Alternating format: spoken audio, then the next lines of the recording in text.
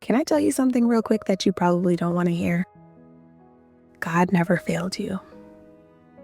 Let that sink in for a second.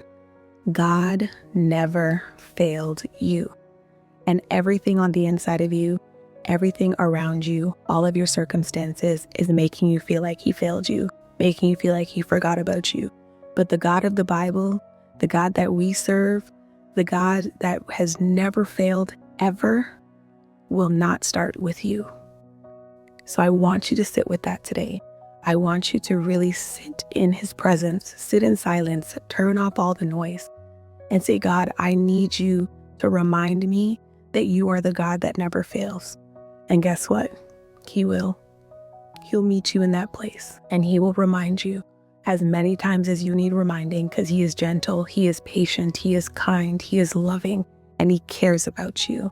And you are going to come out on the other side of this and help so many people, because now you're going to have a testimony that God never failed, that God never forgot about you, that God is who he said he is, and you are going to be able to help so many people because you never gave up.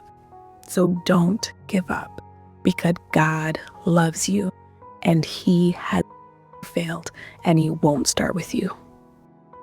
Beautiful night.